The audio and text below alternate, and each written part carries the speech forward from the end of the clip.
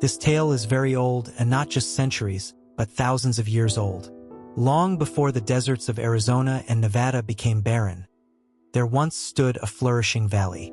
At the heart of it was a grand city called Zorwell. The people of Zorwell were wealthy. Every family owned their own fortress, and treasures overflowed. But one day, outsiders came. They were not only powerful warriors, but also sorcerers. They attacked the city. The townsfolk devised a clever plan. They gathered all their gold and jewels in the basement of an ancient fortress.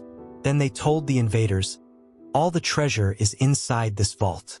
Greedy, the invaders rushed inside. The people of Zorwell collapsed the inner walls of the fortress, burying the enemies alive. But before dying, the sorcerers cursed the city. "This land shall turn to sand. Zorwell will be buried for eternity." Within days, the valley withered into desert. Families scattered. And for thousands of years, generations have told the legend of the lost city. Yet those who set out to find it never returned. In a small desert town near Arizona lived Daniel, a poor farmer. Life was harsh, his parents old and sick, his children starving. Around his fire at night, he had always heard the same legend, the lost city of Zorwell. One evening, Daniel turned to his wife, Sarah. "I can't take this poverty anymore. What if I find Zorwell? Maybe then our lives will finally change." Sarah's eyes filled with fear. "No, Daniel. Everyone who left never returned. Even my grandfather's grandfather vanished searching for it. Please, don't go." His old father, Grandpa Joe, warned, Forget Zorwell. "We've lived with nothing for generations, but we lived. If you go, you'll never come back." But Daniel clenched his fists. "I know these deserts better than anyone. Once, Uncle Harris found a golden cup out there, but he forgot the way back. I know where it was. I'll return. I swear it." And so, against his family's cries, Daniel set out. For days, he wandered the burning desert. His lips cracked, his body weak. He wanted to turn back, but shame stopped him. One night, as he stumbled on the sand, he saw it, a strange golden light rising from the ground. "What is this? Maybe this is the path." The light led him to an oasis. Cool water, palm trees, shade. But beyond the water, the glow traveled straight into a lake. "This is it, either life or death." He stepped into the lake. Suddenly, he was not drowning in water, but in memories and voices. Faces, stories, whispers, all pulling him under. When he gasped for air and surfaced, the world had changed. No desert. No heat. Instead, lush greenery, cool breezes, and in the distance, a shining fortress. The city of illusion. Daniel entered cautiously. The city looked beautiful, yet the people were sad, silent. He walked closer, then froze. "Grandpa?" Before him stood his Grandpa Joe, but younger. Panic filled the air. People shouted about invaders. Suddenly, Daniel was dragged into the past.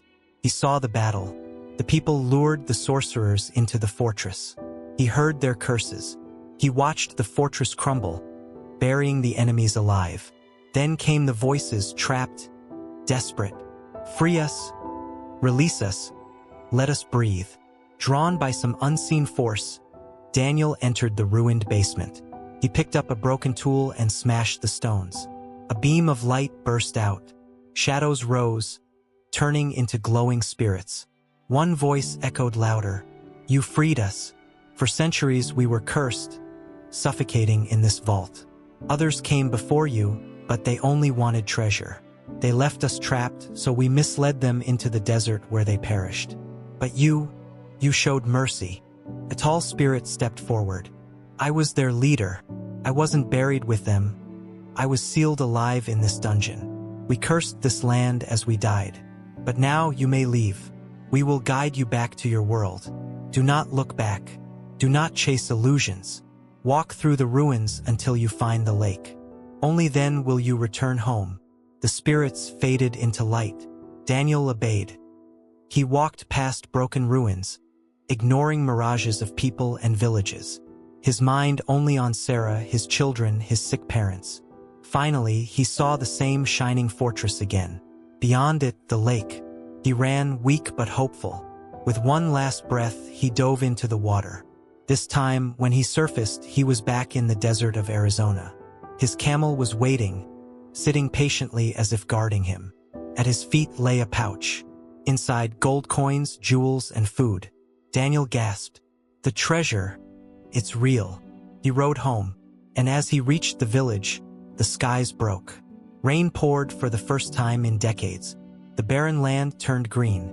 He rushed into his house. Sarah, Grandpa, kids, I'm home. Tears flowed.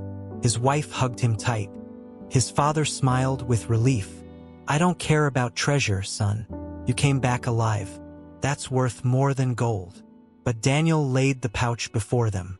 This is Zorwell's secret, but the real treasure is you all, my family. From that day, the village prospered. Daniel, once just a poor farmer, was hailed as a hero, the man who not only returned from Zorwell, but who freed its cursed souls and brought hope back to his people. Moral: those who seek only gold may lose their way, but those who seek love, mercy, and courage find true treasure.